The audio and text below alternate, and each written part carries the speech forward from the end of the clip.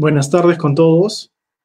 Mi nombre es Giovanni Aliaga Sánchez. Soy parte de la Comisión de Derecho Corporativo y Financiero de la Sociedad Peruana de Derecho. El día de hoy, mi tema de exposición es la sociedad por acciones cerrada simplificada. ¿Es una buena opción? Para iniciar el tema, quisiera comenzar a indicar, o por lo menos comenzar a presentar un poquito o poner en contexto este tema, ¿no? A razón de que justamente se decidió la creación de este tipo de método alternativo de constitución de una empresa o sociedad. Y hay que entender lo siguiente, en un inicio se tiene claro que la empresa, que el desarrollo económico empresarial del país ha ido cambiando, ha ido desarrollándose a medida de todo el crecimiento económico que hemos tenido a lo largo de los tiempos y que justamente permite desarrollar nuevas técnicas para que justamente pueda crearse nuevos mecanismos por el cual agilizar, dinamizar la economía. Y obviamente para ello se requiere la creación de empresas. En este contexto es que justamente, y tomando en consideración que en Latinoamérica las empresas en su gran mayoría son pequeñas o son medianas o micros, y además que tienen características muy particulares porque la mayoría son empresas familiares, son empresas a veces de amigos, son empresas que requieren poco capital, que son emprendimientos pequeños, son hasta cierto punto pruebas. Y justamente esa razón de ello, y sumado al hecho de la coyuntura que estamos viviendo a la fecha, es que se decidió crear lo que vendría a ser este método que se llama, o este mecanismo alternativo de creación de una sociedad, que en este caso es la sociedad por acciones cerrada simplificada. Ojo, no quiero indicar con esto de que haya sido a partir de la pandemia. En realidad esta norma la tenemos ya desde hace un par de años, sino que no se había implementado porque obviamente faltaba reglamento y se había estipulado un plazo determinado de días para su aplicación. Entonces, para poder comenzar ya a describir el tema, debemos tener algunas nociones básicas. En este caso, por ejemplo, el marco normativo. ¿Cuáles son las normas por las cuales la sociedad por acciones cerrada simplificada se rige? Y en este caso tenemos básicamente cuatro cuerpos normativos, ¿no? El primero es el decreto legislativo 1409, mediante el cual se dispone la creación de este método alternativo para justamente poder dinamizar y formalizar a las micro, pequeñas y medianas empresas mediante la creación de una sociedad que en este caso se le ha determinado una sociedad por acciones cerrada simplificada. Asimismo, tenemos el Decreto Supremo 312-2019-EF, que justamente regula el reglamento del decreto legislativo. Adicionalmente a ello, se expidió la resolución del Superintendente Nacional de los Registros Públicos, número 061-2020 SUNARP, mediante la cual se dispuso la aplicación de este nuevo régimen o este nuevo tipo de sociedad que se ha creado por ley y su aplicación mediante el sistema digital de SUNARP, el SIT SUNARP, a partir del 14 de diciembre del 2020. Y por último, también debemos indicar que la Ley General de Sociedades, la Ley 26887, también es de aplicación supletoria en cuanto a los vacíos o las pautas que no se puedan aplicar o que no haya en este caso recogido el mismo decreto legislativo 1409. Entonces, vamos a primero explicar brevemente y tener en consideración algunos temas, ¿no? Primero, como he repetido creo que en varias oportunidades ya durante la exposición, he indicado que esto es un método alternativo, porque efectivamente el mismo decreto lo indica así. es un método alternativo de constitución de una sociedad, en este caso denominada sociedad por acciones cerrada simplificada. Es una sociedad, como dice su nombre, en la cual se van a crear acciones, van a haber accionistas. Es cerrada por el número de personas que la componen, en este caso un mínimo de 2, un máximo de 20, y simplificada básicamente por ser un método alternativo y teóricamente un método relativamente más rápido, no solamente en la forma como se constituye, sino también en los procesos que justamente se llevan a cabo para su inscripción final, ¿no?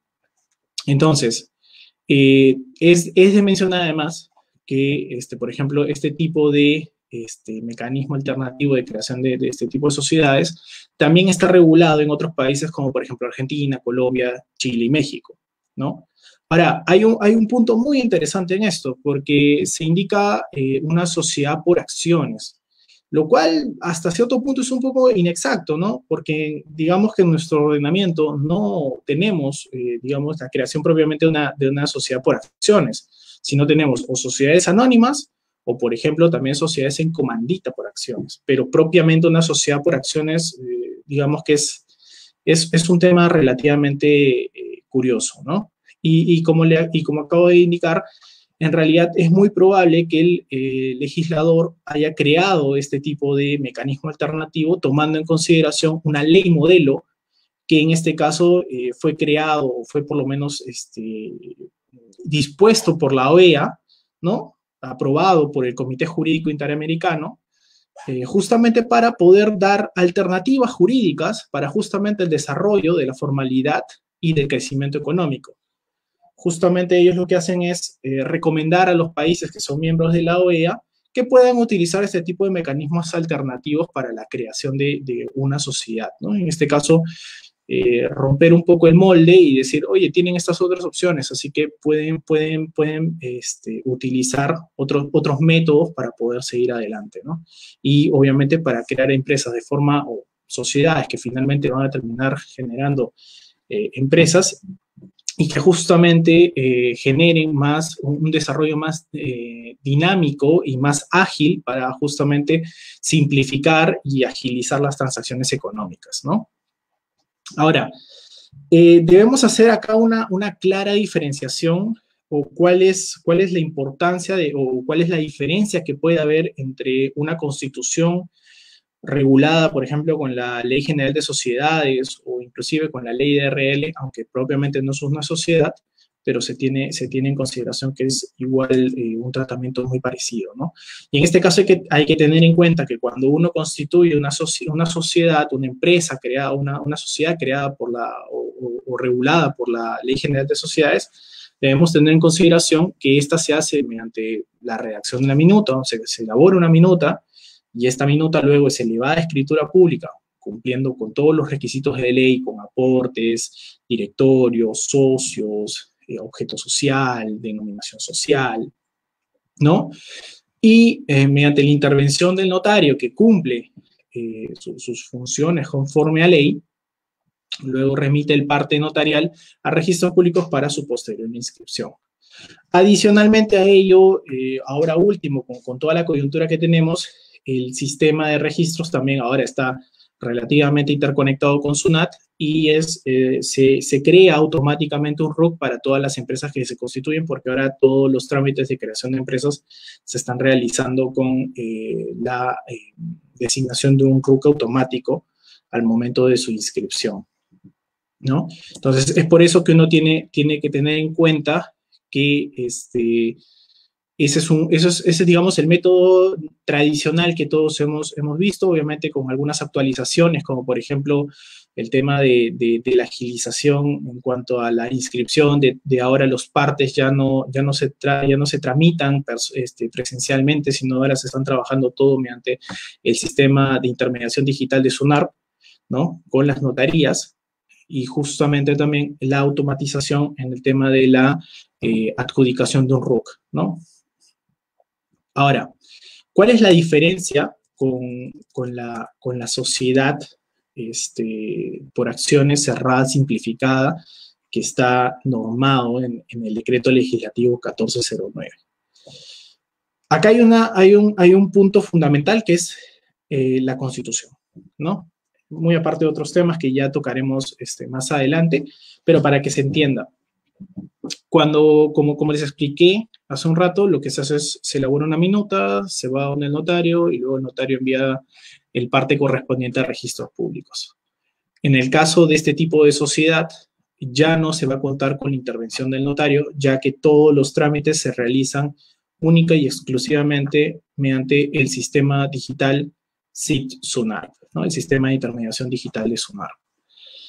¿Mediante qué o cómo?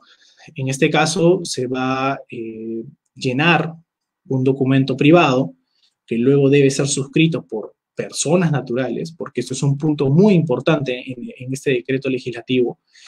Este decreto lo único que te permite es la suscripción de este documento privado solo por personas naturales. No es posible la suscripción o la constitución de una SACS mediante una persona jurídica.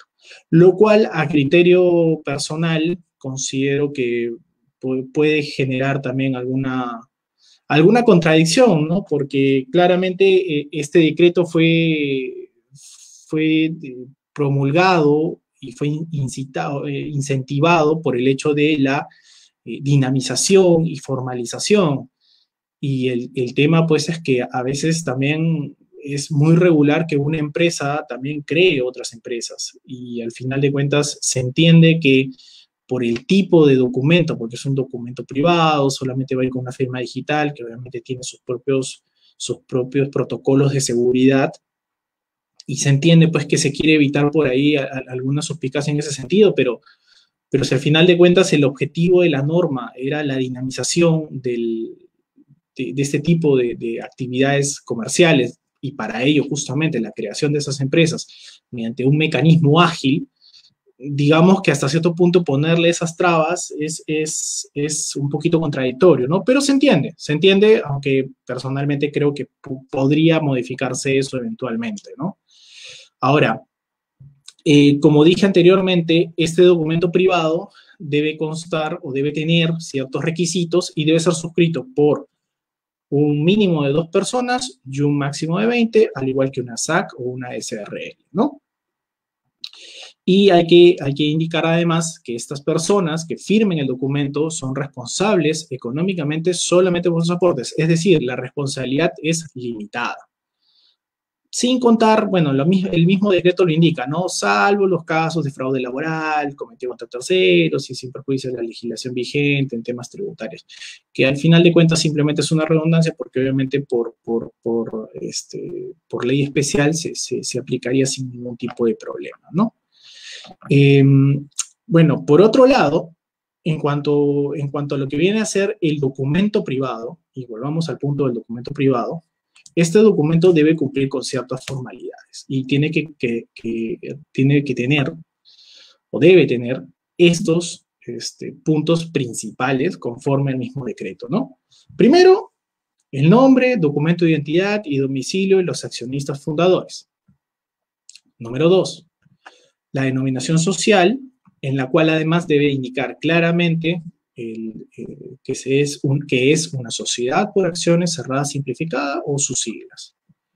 3, el domicilio principal de la sociedad y, si es que hubiese, de las sucursales. Número 4, el plazo de duración de la sociedad. En este caso, tiene que indicarse cuánto es el término, si no se da por entendido que es por tiempo indefinido.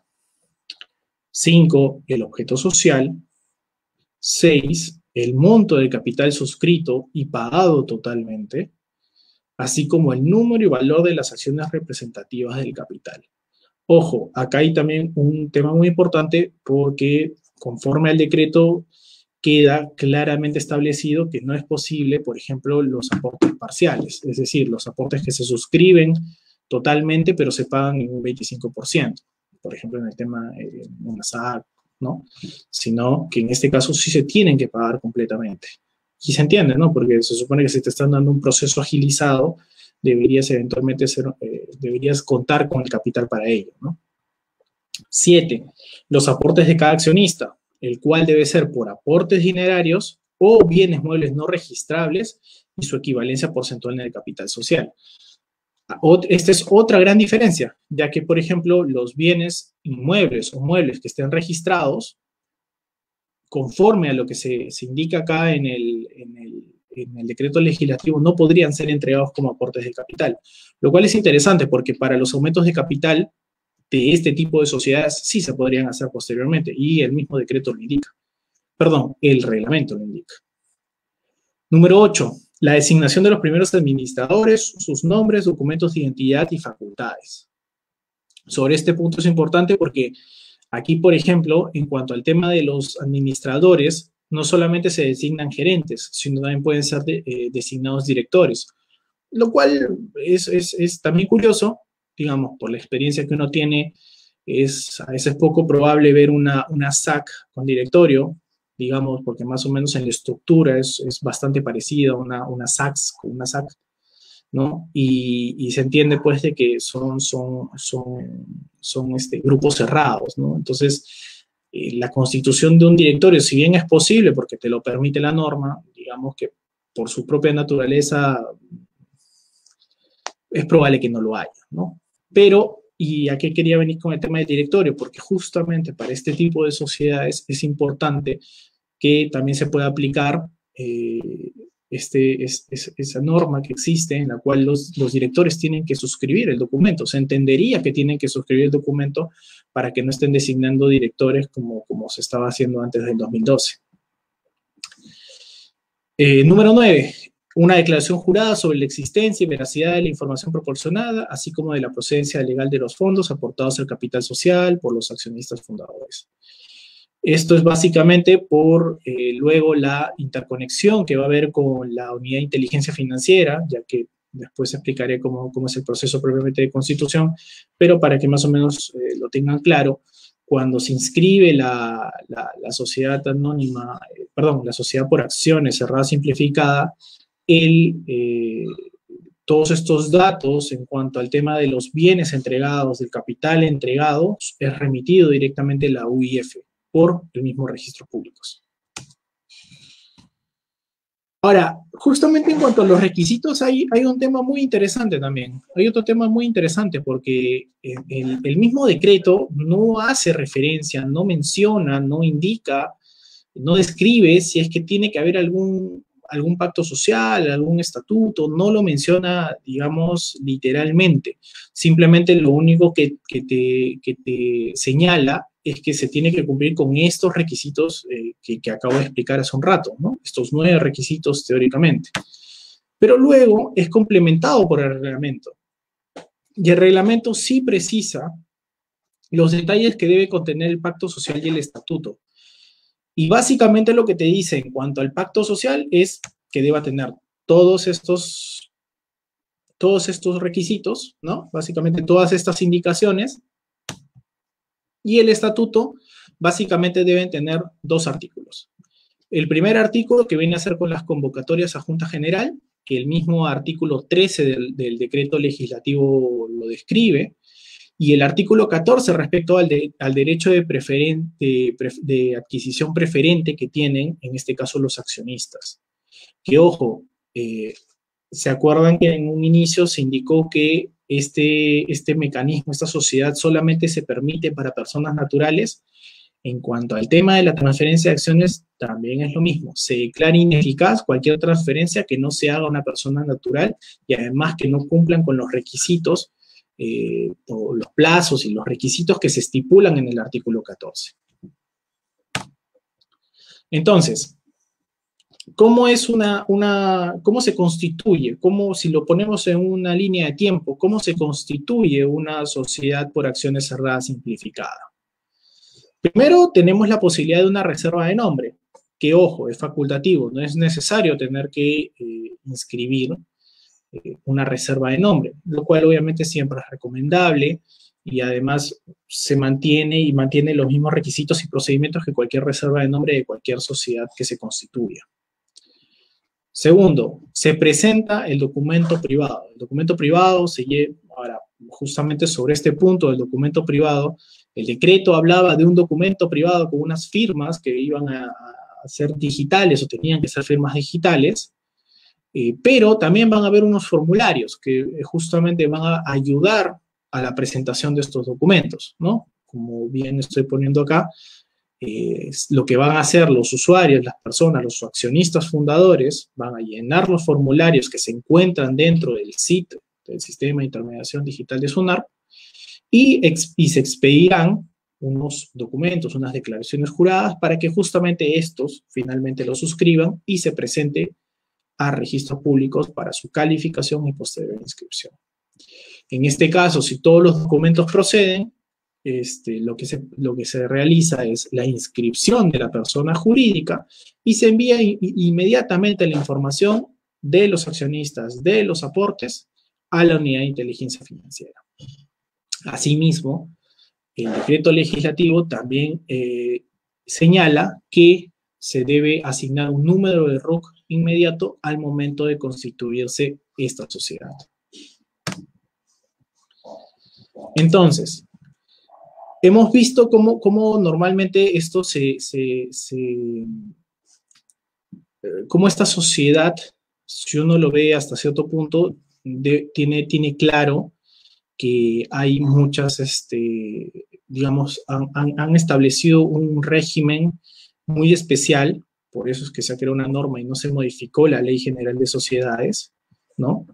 Y lo que se hizo fue crear un método, como se dice, alternativo, pero sin embargo, ya haciendo una pequeña evaluación de esta normativa, de este tipo de sociedades, debemos tener en consideración algunos puntos, ¿no? Porque, por ejemplo, y antes de responder la pregunta si esta sociedad es buena o no, es una buena opción o no, debemos tomar en cuenta, por ejemplo, que una SACS se puede transformar en otro tipo de sociedades, en una IRL, se puede transformar en una SAC, en una SRL, siempre y cuando se cumplan con todos los requisitos que, por ejemplo, son aplicables para cualquier tipo de sociedad. Por ejemplo, el libro matrícula de acciones, el libro de actas, hay que cumplir con las formalidades primero de convocatoria, pero también hay que cumplir con otro tipo de formalidades posteriores para su inscripción. En el tema del aumento de capital, como dije, hay que tener en consideración que ahí sí se pueden entregar bienes inscritos. Otra cosa, los accionistas, y vuelvo a señalarlo, son responsables de la veracidad de la información puesta en este documento, por lo cual obviamente hay que tener mucho cuidado con todo lo que tiene que ver con el lavado de activos, porque obviamente ya la responsabilidad de la verificación, de llenado, por ejemplo, de las declaraciones juradas que hace la notaría, ya la notaría acá no tiene nada que ver. Esto lo hace directamente el usuario, los accionistas fundadores, directamente con SUNARP. Se está saltando un paso y justamente lo que se permite es proceder con la inscripción de la sociedad directamente, ¿no? Ahora, acá es importante porque hay que tener en cuenta que, por ejemplo, en cuanto al tema de los poderes, hay ciertas normas que quedan un poco en el aire. ¿Por qué? Por ejemplo, el decreto legislativo 1332, que justamente daba poderes más amplios al gerente general de una SAC o de una SRL. Por ejemplo, cuando tenemos algún tipo de problemas con el banco, que son muy comunes en cuanto al tema de poderes, oye, te faltó tal poder, te faltó tal facultad, ¿no? Te faltó facultades para emitir pagares, que creo que debe ser muy común, mucha gente lo ha visto.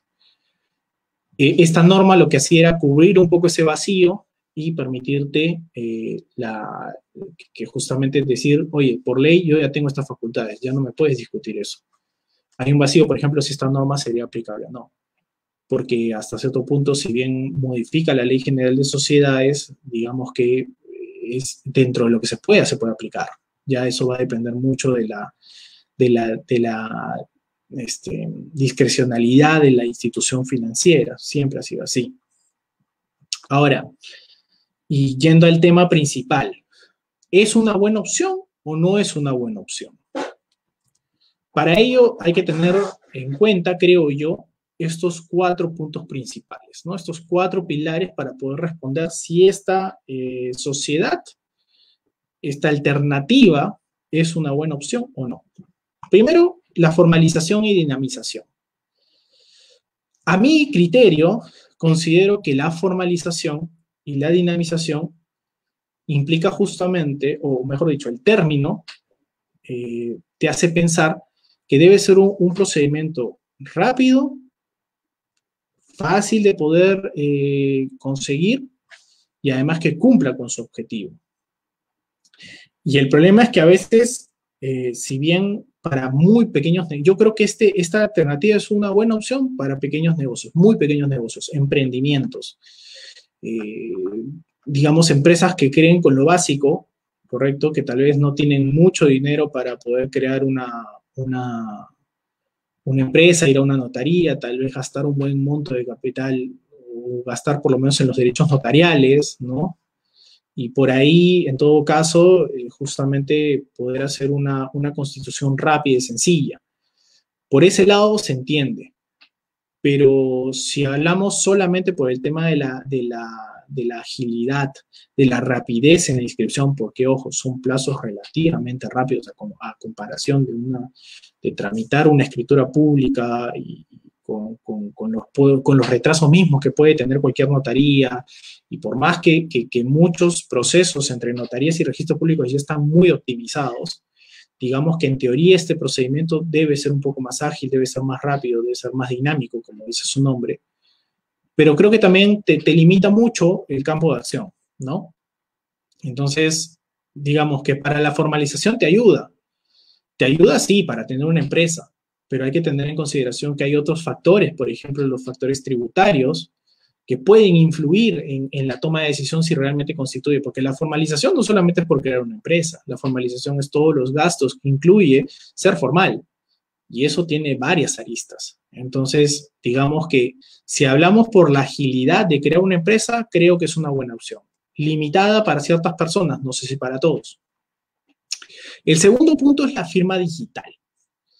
Y ojo, acá, como indica el reglamento, en este caso, lo que se va a permitir es la firma digital, pero con ciertas limitaciones, ¿no? O sea, en este caso, y acá sí me gustaría poder indicarlo literalmente, el tema de la firma digital, ¿no? Se va a tener que emplear el certificado digital del DNI electrónico u otro medio emitido por una entidad de certificación acreditada o reconocida por la autoridad competente en la infraestructura oficial IOFE. Entonces, ¿por qué he tenido que leer esto? Porque en realidad vamos a ser completamente sinceros. Si bien el tema de la firma digital es un tema muy importante, porque te permite, en este caso, no tener que estar yendo a firmar un documento, te permite la agilización en este tipo de trámites, pero valgan verdades, pues no todos en el país tenemos esa opción, y más aún pequeños empresarios, medianos empresarios, microempresarios, si justamente a las justas toman la decisión de formalizarse, ¿cuál es el incentivo que tienen también para tener una firma digital? Hay que tener en consideración que todo el tema de digitalización, no solamente de documentos, sino también de los procesos operativos, implica no solamente una capacitación, sino también una inversión. Y hay que tener en consideración que no todos están no solamente capacitados, sino también aptos, económicamente hablando, para poder implementar este tipo de mecanismos. Ahora, por otro lado, formularios. Hablamos que el proceso es relativamente ágil. Hablamos de que justamente uno debe tener en consideración que el proceso es rápido, es sencillo. Sin embargo, debo decirles, en el reglamento, en la resolución de SUNAR, del superintendente de SUNAR, se han aprobado 33 formularios. O sea, de los cuales, perdón, son 22 formularios que hablan solamente sobre la Constitución, en la cual te estipulan montos para menos de 3.500, para más de 3.500, con muebles bienes registrables, con muebles no registrables. Debo suponer, obviamente, que esto va a tener alguna especie de filtro, pero a lo que se requiere es que son de todas maneras, por lo menos así si uno lo ve de esta manera, son 33 formularios, dentro de los cuales además tienen que luego expedirse unas declaraciones juradas que también van a tener que firmarse, y que obviamente eso también implica una capacitación al público objetivo, porque no solamente es el tema, o sea, está bien, estás obviando, por ejemplo, el tema de la notaría, ¿no? Y eventualmente estás ofreciendo un servicio directo, pero hay que tener en consideración que no mucha gente está acostumbrada a esto, porque esto es un trámite netamente digital.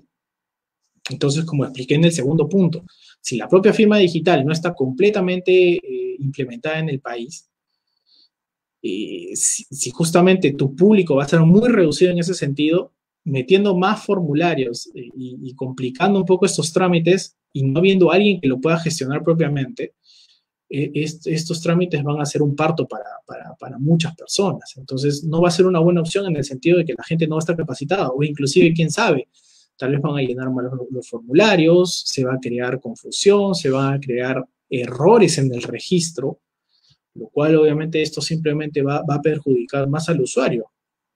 Muy aparte que obviamente va a saturar la red de registros públicos, es muy probable.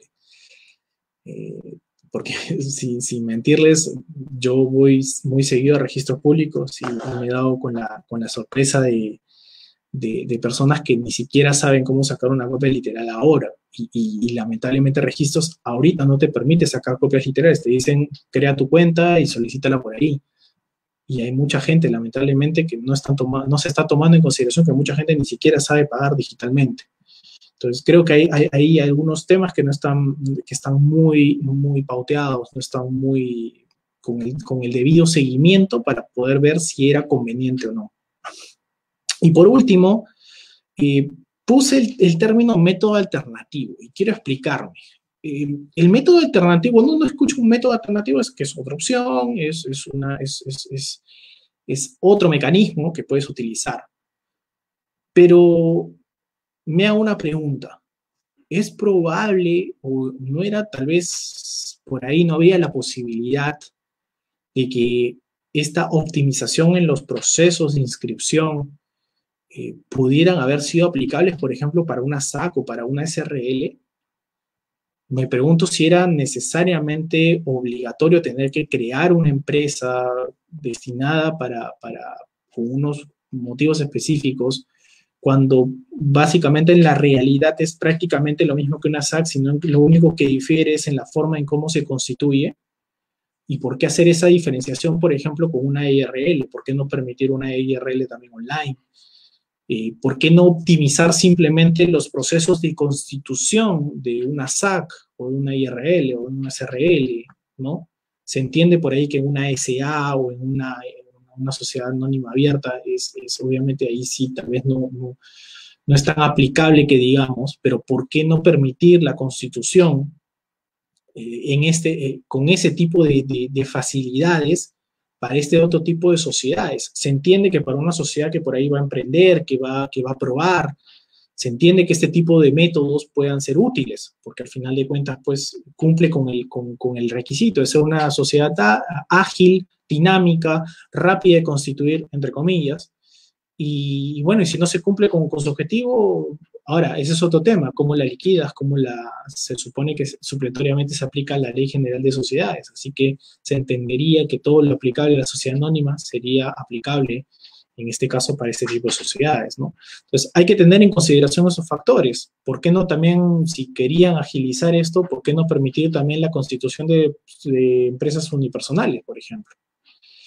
Entonces, justamente, y a modo de englobar todos estos puntos, creo que a mi consideración, la sociedad por acciones cerrada simplificada no es una buena opción.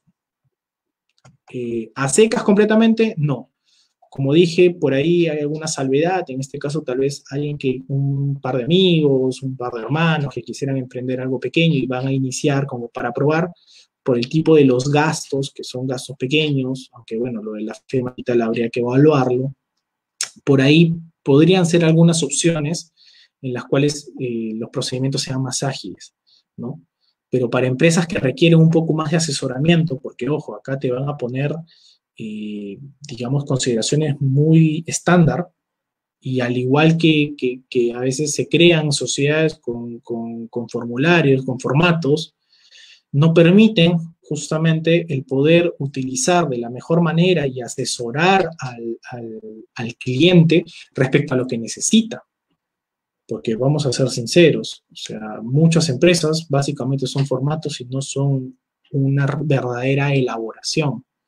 Entonces, creo que para empresarios que son muy prácticos, por ahí podría servirles, pero hay que ver justamente todos los tipos de empresarios que hay. Entonces, creo sinceramente que no se ha recabado la suficiente información como para ver todas las opciones, para ver si realmente esto podía englobar a todos, y creo que simplemente lo único que se quiso hacer es, bueno, creemos un tipo de empresa un poco más grande, un poquito más rápida, ¿no? Que sea algo distinto, ¿no? Y tomaron en consideración, como dije al inicio de mi exposición, esta ley modelo de la OEA, ¿no? Y trataron de ver si era una buena opción. Además, valgan verdades, también justamente no es directamente, creo que los mayores afectados acá también van a ser los notarios, porque obviamente van a quitarles mucho trabajo. Y hay otro tema más que, bueno, no lo quise poner, pero también creo que lo expliqué en algún momento, ¿no? El tema de SUNARP. O sea, SUNARP está ahorita con una capacidad limitada por el tema de la coyuntura, y obviamente no solamente hay que pensar en la coyuntura, pero si solamente con la coyuntura los procesos de SUNARP en algunos casos son muy deficientes, ¿qué podemos esperar cuando se optimice este tipo de procedimientos, ¿no? Entonces, ya hay muchos vacíos. Como cualquier norma, siempre quedan vacíos, pero en este caso hay que tener en consideración que estos vacíos deben ser cubiertos. Y para eso justamente hay que poder recabar la información suficiente para poder brindar una buena opción al cliente, ¿no? Entonces, finalmente, quisiera dar las gracias a la Sociedad Peruana de Derecho, en especial a la Comisión de Derecho Corporativo y Financiero, por la oportunidad de explicar un poquito este tema. Es un tema muy interesante porque tiene poco tiempo, tiene poco tiempo la norma, aunque recién están terminando de adaptarla. Y vamos a ver ahora qué pasa el 14 de diciembre. Hay muchas suspicacias respecto a lo que puede pasar ahora con este tipo de sociedades y justamente su impacto en el mercado y en especial en registros públicos. Así que quedamos a la espera de ver cómo se va a desenvolver ese tipo de empresas, si es que va a durar la norma, cuánto va a durar, y especialmente si es que al final de cuentas se va a poder aplicar esto posteriormente a otro tipo societarios, como por ejemplo a la SAC, al SRL, que yo creo que es la mejor opción. Al final de cuentas, uno que vive el día a día sabe que es necesario optimizar los procesos también en registros públicos, no solamente para la Constitución, sino para cualquier otro tipo de trámite. Así que por lo demás, agradezco a todos por la presencia, por estar acompañándome aquí para explicar un poquito este tema, y estoy yendo a las preguntas que puedan tener, si es que tienen alguna. Si la tienen, perfecto. Si no, agradezco y nos encontraremos en otra oportunidad. Gracias.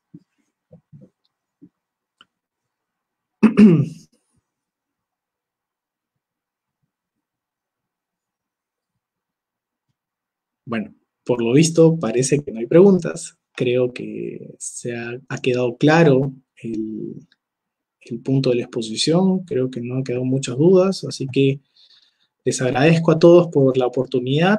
Estamos encontrándonos en una próxima oportunidad, tal vez, quién sabe, para ver cuando ya se haya aplicado la norma, qué tan efectiva ha sido, cuántas empresas se han constituido y poder evaluar si realmente era una buena opción o no. Gracias con todos y que tengan muy buenas tardes.